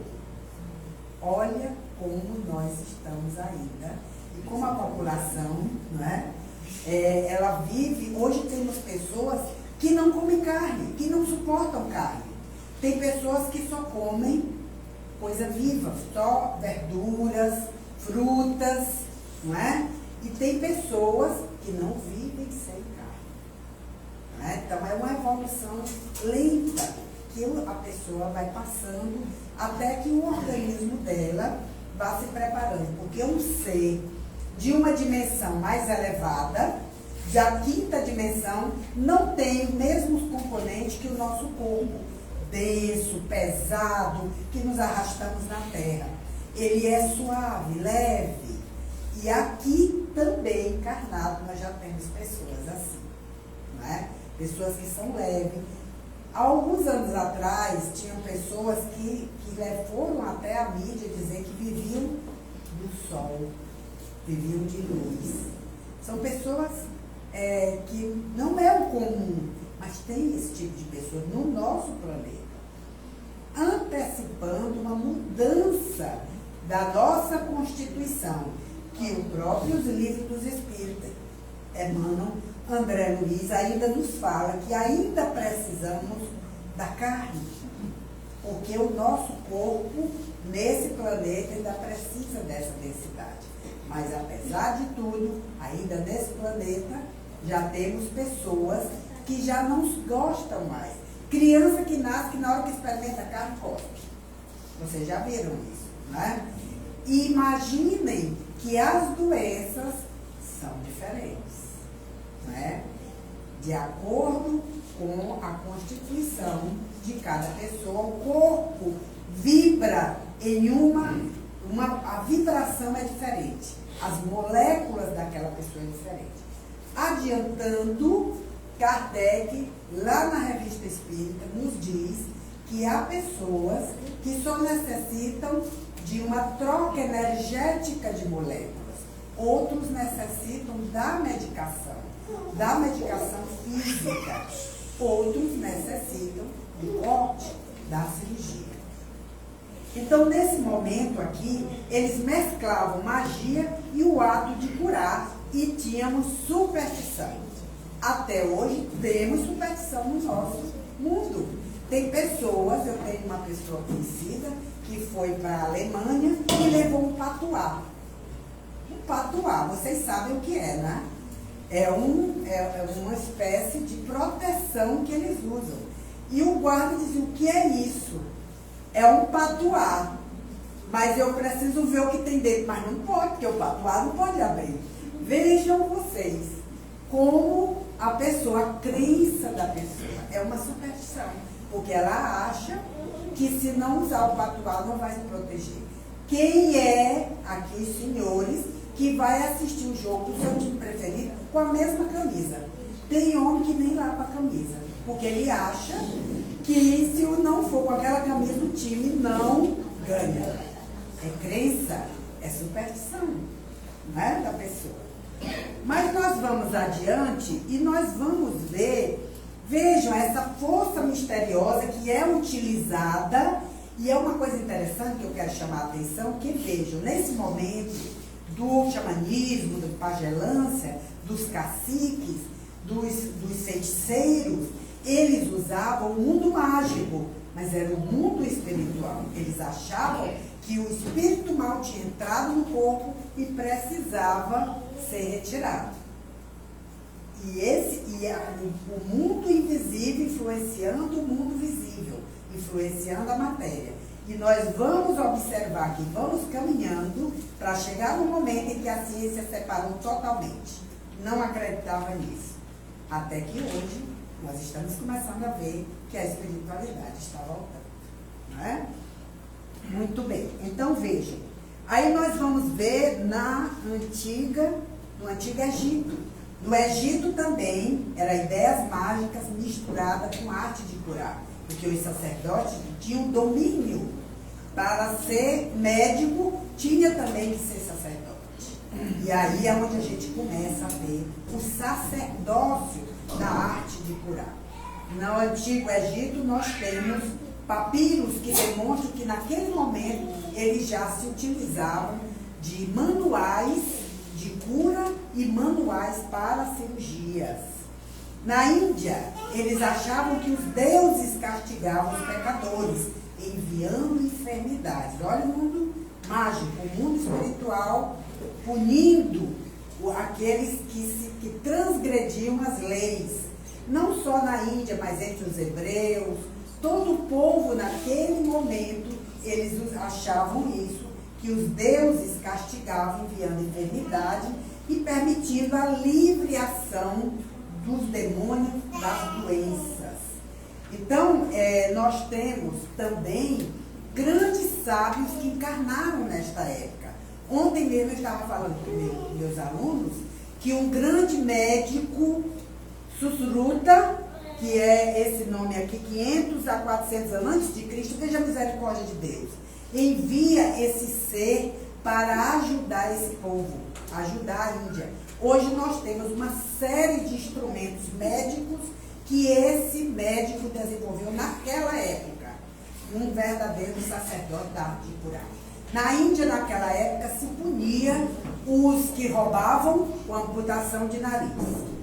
Tirava o nariz da pessoa. Então, todo mundo que andava sem nariz dizia, é ladrão. Era um estigma. Então, Suruta, ele cria um retalho, chamado retalho indiano, para reconstituir essas criaturas, filhos de Deus, que estavam no caminho equivocado. Veja a misericórdia de Deus que vai trazendo. Aí nós vamos ter na Grécia também o mediunismo oracular. As pessoas iam aos templos, iam ao oráculo, o oráculo de Deus, para saber se a doença que ele estava tendo ou a guerra que estava tendo na região tinha sido enviada pelos deuses. É um momento muito importante. Cada história de um povo desse é um momento especial, e para mim é muito especial o momento da Grécia, porque é quando forma-se a paideia, quando forma-se o homem começa, a medicina científica começa por aí, começa nesse momento a ter a constituição de um corpo. Aí nós vamos, pouco a pouco, criando na humanidade o que o Jung chamou de arquétipos coletivos. Quando a gente vê a lenda de Noé, que nós achamos na Bíblia, Noé e a Arca, nós tivemos também a mesma história, e isso quem nos fala é o Joseph Campbell, que foi um grande arqueólogo americano, e ele nos fala sobre o homem e seus mitos. Fala dos mitos de todos os povos, juntamente com Jung, nos traz os arquétipos coletivos. Da mesma forma que Noé e a Arca, do Galeão e Pira, eles têm esse semelhante. E outros povos também. O mito da Virgem, que sabe-se que a Virgem Maria era virgem. Outros povos também. São crenças coletivas que povoam a humanidade, que são extremamente importantes na nossa educação, porque nós precisamos disso para termos propósito de vida e centrar o direcionamento de nossas vidas. Na Bíblia também nós temos o mediunismo profético.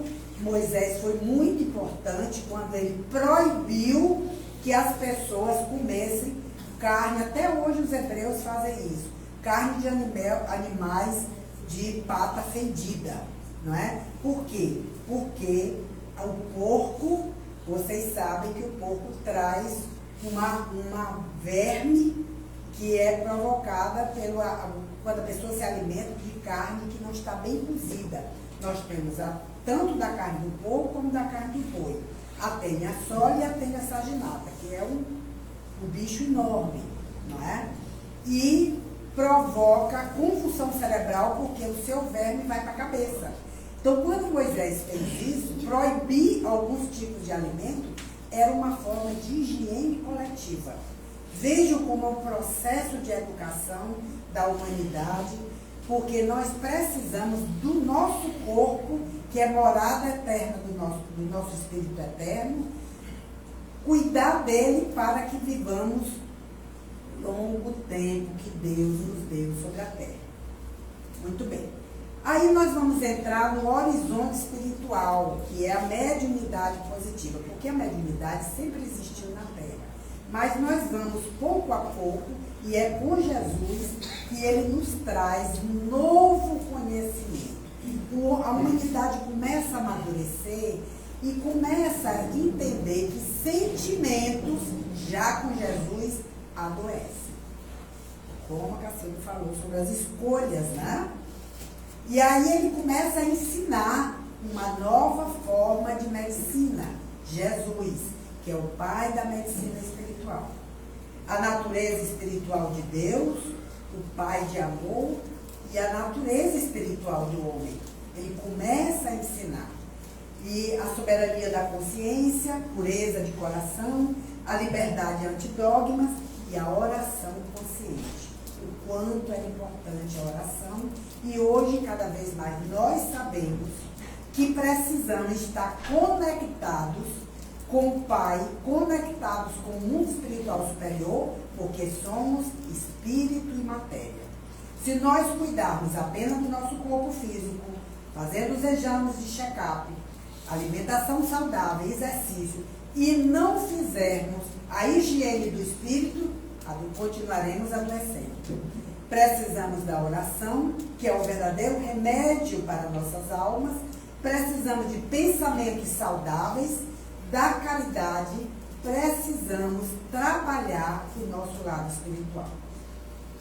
Então, nós vamos pouco a pouco nessa fase evolutiva, fase histórica, que é a emancipação espiritual do espírito. É a maturidade espiritual, aí vem as reformas, os homens começaram a entender de que havia um envolvimento muito material na religião, começa a ver as reformas. Eles começam a ver que o cristianismo primitivo era o cristianismo verdadeiro, que os homens deturpavam ao seu bel prazer o que o Cristo havia falado. E aí, quando Jesus falou do Consolador prometido, ele sempre nos dá a orientação de que nunca nos deixaria sem a sua presença, sem a sua condução. Quantos e quantos livros nós lemos onde pessoas de outras religiões, como o véu rasgado, que é a história de uma menina muçulmana que acaba descobrindo Jesus, que Jesus veio visitá-la. Ela tem uma paralisia e o pai levava em Meca e todas as mesquitas em busca de cura. E ela é curada por Jesus. E a família praticamente começa quase a lixá-la, porque ela está fora da religião. Então vejam como ele acolhe a todos, não é? Muito bem. Então, esse aspecto, nós precisamos ter essa consciência que a doutrina espírita nos diz, da necessidade do conhecimento, porque quanto mais nós conhecemos, mais nós cuidamos da nossa saúde, mais cuidamos de viver melhor conosco mesmo e com as pessoas, e isso acaba fazendo com que hoje todas as pessoas se preocupem em saber o que a ciência diz para que a gente viva melhor, para que não tenhamos câncer, para que não tenhamos doença que nós podemos evitar. Como, por exemplo, hoje o que mais mata, embora as pessoas tenham muito medo de ter câncer, mas o que mais mata é doença coronariana, é doença cardíaca, que a gente pode evitar, como pode evitar o diabetes, como pode evitar tantas doenças que hoje faz parte das UPAs, a quantidade de pessoas. Nós vivemos ainda, minha gente, uma medicina curativa, quando na verdade nós precisamos de uma medicina preventiva. Prevenir para não adoecer.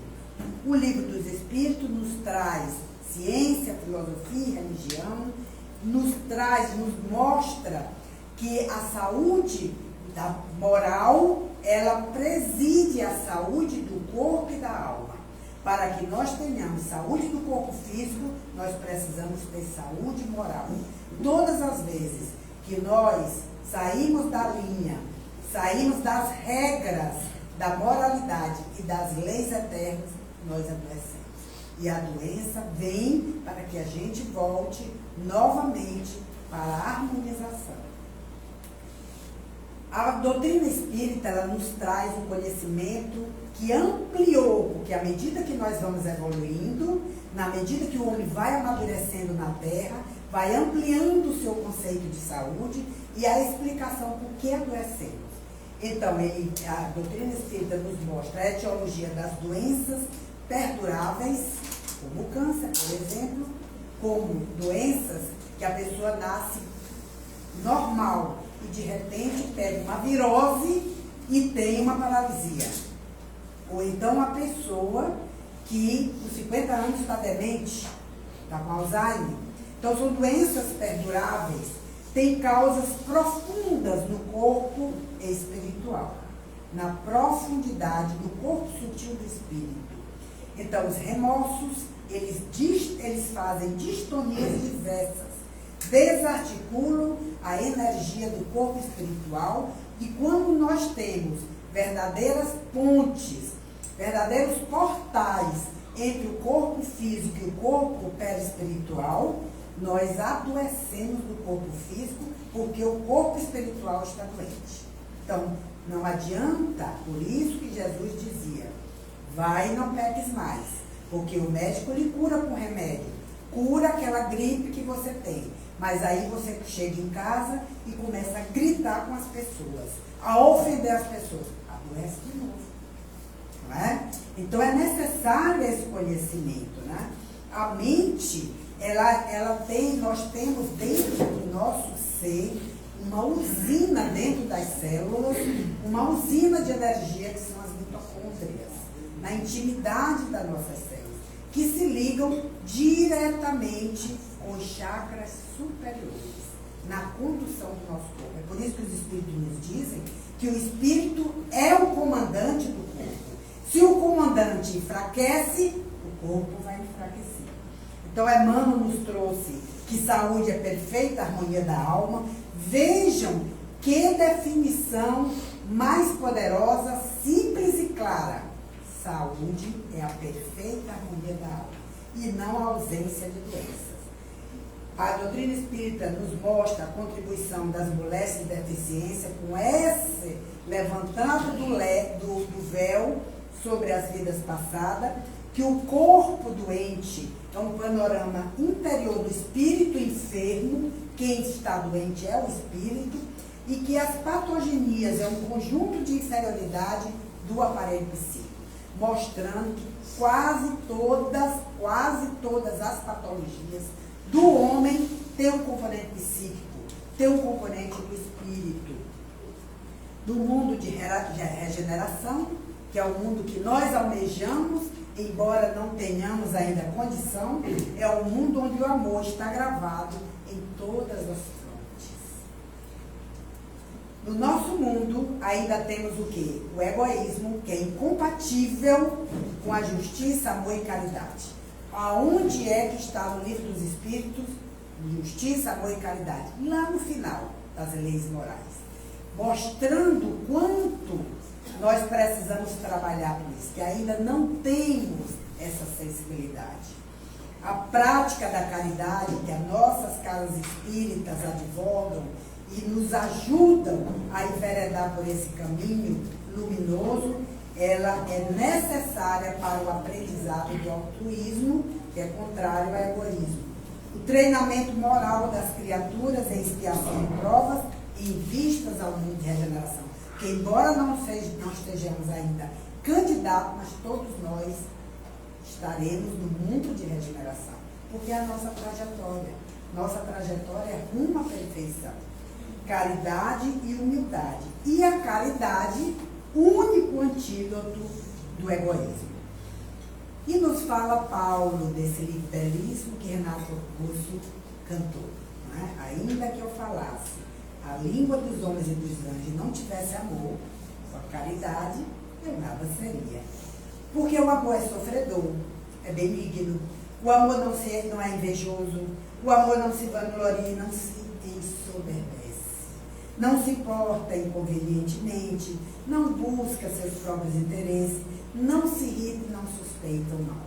Todas as vezes que nós não temos essas qualificações, nós estamos tendo um amor inferior, um amor egoísta. Então é muito importante termos essa consciência para cuidarmos do nosso próprio corpo e da educação do ser superior que existe em nós, que é igualdade, justiça, amor e caridade. Que isso é que faz transformar o nosso mundo, que é a característica do cidadão do futuro. Quando nós estudamos psicologia, nós vamos ver a terceira força da psicologia, que é o trabalho de Maslow, e aí nós vamos ver que, na verdade, ele fez a pirâmide, idealizou a hierarquia de necessidade do homem, e Charlie McDermott, ele idealizou a pirâmide. E aí nós vamos ver que na base da pirâmide estão as necessidades básicas do homem. Então, quando os espíritos nos dizem, quando nós nos preocupamos só do umbigo para baixo, nós estamos no básico ainda. Na necessidade de comer, na necessidade de segurança da minha casa, que todo mundo hoje usa cerca elétrica. Quando nós já começamos a aspirar os bens do espírito, como Jesus nos disse, não vos preocupeis com os bens materiais, os ladrões roubam, as traças roem, buscai o reino dos céus. Quando nós já nos preocupamos, nós vamos almejar as metas necessidades, que é a moralidade, criatividade, espontaneidade, a solução dos problemas nossos e dos outros, ausência de preconceito e a aceitação dos fatos. É uma caminhada lenta. Joana, no Homem Integral, ela contribui para o nosso entendimento, mostrando que o homem e a mulher despertam os deveres através dos diferentes estágios da necessidade primária. Exatamente, nós vamos sair dessa necessidade de o que é que eu vou comer amanhã, o que é que você vai comer hoje, o que é que você vai jantar. Uma necessidade quando Jesus nos dizia, eu faço a vontade do Pai. Não necessito disso. Nós estamos ainda nessa fase, mas nós podemos almejar mais, não é? E aí, os mundos superiores, nós vamos ter corpos menos materiais, quase fluídico. Quem assistiu o filme A, muitos anos atrás, passou, né? Viu isso, os corpos mais leves, sutis, aquilo é uma idealização do homem do que vai ser no futuro. Nesse filme eles dizem que um grande cataclisma passou na terra e desapareceu a comida, né? Aí as pessoas começaram a comer menos, porque não tinha para todos. E aí as pessoas começaram a ficar mais magrinhas. Mas hoje, quando a gente vai no supermercado, fica um olhando o carrinho do outro. O que ele está comprando ali, eu quero também comprar. Porque ainda estamos nessa necessidade. Não é? Então, eles não estão, nos mundos superiores, não estão mais sujeitos à vicissitude terrena, nem às moléstias, nem às enfermidades. Gozam de plena paz e têm uma preocupação única, adiantamento espiritual. Quando lemos o livro Renúncia, de Francisco de Xavier, que nos mostra Alcione nos mundos superiores, olha a preocupação dos espíritos superiores, dos anjos, somente fazer o bem, somente adorar a Deus, somente ajudar uns aos outros. Essa é a grande preocupação. Adiantamento intelectual, verdadeira fraternidade, verdadeira igualdade, verdadeira liberdade. Não há desordens a reprimir, não há ambiciosos que procuram oprimir o fraco e assambarcar o que é do outro, e a felicidade está em todas as tarefas. Então, eu trouxe para vocês uma reflexão que há muitos anos meu pai amava Augusto dos Anjos, o poeta Augusto dos Anjos. E no livro Parnaso de Além Túmulo existe essa joia da poesia de Augusto dos Anjos, que chama-se Evolução. Prestem atenção agora que tudo que eu falei para vocês está contido nessa poesia. Vejam, se devassássemos os labirintos dos eternos princípios embrionários do que está começando, a cadeia dos impulsos e instintos, rudimentos de seres planetários, nosso planeta começou com bactérias. Tudo que a poeira cósmica elabora, nós sabemos que nós estamos no hálito de Deus. Nós somos feitos de poeira das estrelas. Tudo que a poeira cósmica elabora em sua perpetuidade interminável, o anseio da vida, a onda sonora, Leon Denis nos diz, no livro Espiritismo na Arte, que os anjos se comunicam cantando. É por isso que a Amélia fala do cântico de Jesus. O anseio da vida, a onda sonora que percorre o espaço incomensurável. Veríamos o evolver dos elementos, a evolução dos elementos, das origens às súbitas acessos, transformando-se em luz e sentimento. Todos nós um dia seremos anjos, no assombroso prodígio das estrelas, no profundo silêncio dos inermes, na profundidade da terra, na escuridão da terra que trabalha os elementos, que trabalha as sementes inferiores e rudimentares, nos rochedos, nas plantas e nos vermes, a mesma luz dos corpos estelares.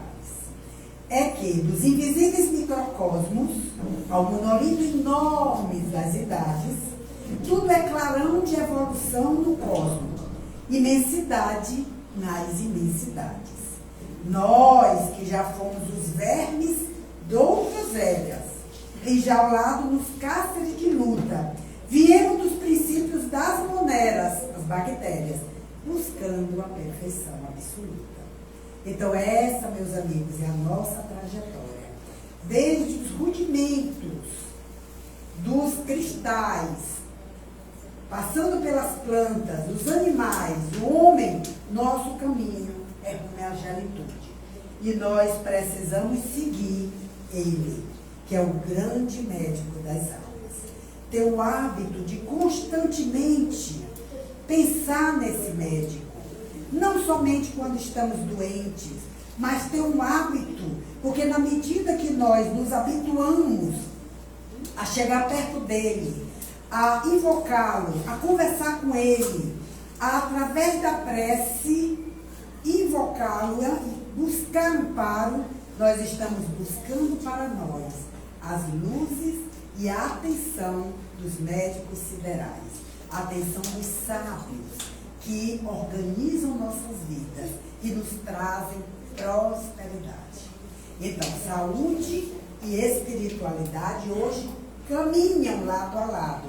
A ciência hoje está buscando a espiritualidade como meio de curar o enfermo moral. Então, essa é a mensagem de Jesus de mais de 2000 anos atrás, mostrando que primeiro buscar o reino dos céus nos traz saúde do corpo e da alma. Muito obrigada, meus amigos.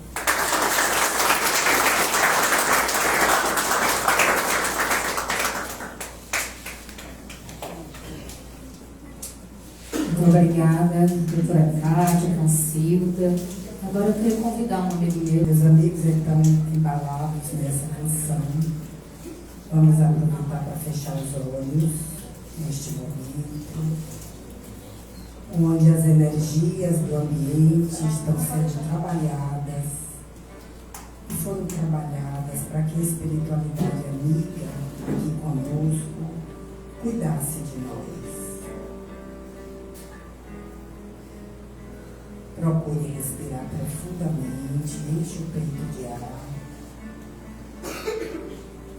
Procure relaxar. Solte os seus ombros. Se conecte à sua respiração. Sinta o ar entrando pelas suas narinas, descendo para os seus pulmões, nessa troca maravilhosa de gases, levando oxigênio para todo o nosso corpo. Relaxe. Nós vamos pedir permissão ao Senhor da vida para nos deixar que sigamos a Pedro, a João e André no Monte Tabor. Mestre Divino, amigo de todas as horas, como é maravilhoso estar em tua presença, Senhor. Olha para cada um de nós, cada coração aqui presente tem uma mensagem para ti. Quantas vezes, Senhor, na intimidade dos nossos lares, na intimidade de nossos corações, nós choramos. Sentimos tua falta, nos sentimos sozinhos, muitas vezes desamparados. Muitas vezes, Senhor, procurando em todos os lugares te encontrar. E esquecemos que nos disseste quando quiséssemos te encontrar, fechássemos a porta, penetrássemos em nossos corações e conversássemos contigo. E hoje estamos aqui, meu Senhor, com nossos corações abertos. Tu nos conheces de muitas eras. Tu sabes, Senhor, quantas vezes nós caímos, quantas vezes levantamos, quantas vezes demos as costas para o teu amor, quantas vezes te negamos, quantas vezes te apedrejamos. Mas estavas sempre lá, de braços abertos, nos esperando. Na noite de hoje, Senhor, recebe-nos no Monte Tabor, para que possamos presenciar o fenômeno extraordinário da tua transfiguração, imaginando, Senhor, que nós estamos te vendo, iluminado com as tuas vestes brancas, cuja claridade é tão intensa que nos cegam os olhos. Cura, Senhor, nossas almas. Abraça nossos corações. Ajuda-nos, Senhor, a nos modificarmos no dia a dia. Ajuda-nos a perdoar. Ajuda-nos, ó Pai, a compreender as tuas lições. Tão claras, mas quantas vezes é como se não enxergássemos. Cada pessoa aqui presente necessita tanto do teu amor. Respire profundamente e deixe o seu coração leve como uma pluma. Deixe o mestre dos mestres cuidar de você, acariciar seus cabelos, enxugar suas lágrimas, consolar o seu coração.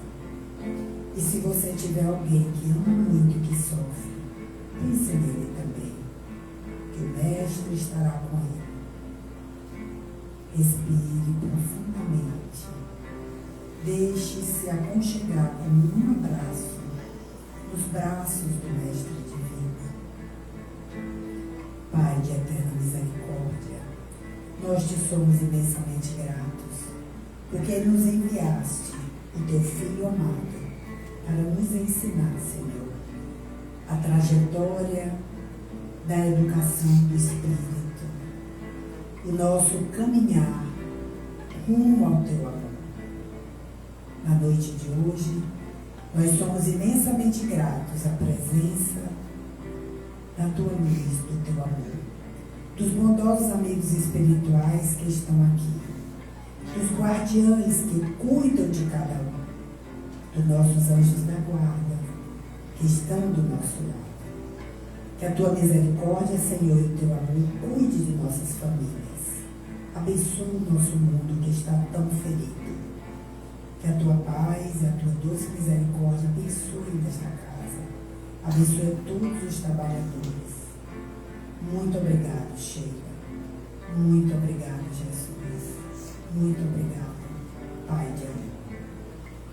Respirem profundamente. E pouco a pouco, como se fosse acordando de um sonho, vamos abrir os olhos. E olhando para todas as pessoas que estão ao nosso redor. Essas pessoas são extensão de nós mesmos, são nossos amores nesta vida. E agora vamos compartilhar o abraço, nos abraçar, porque é a melhor forma de dizer eu te amo.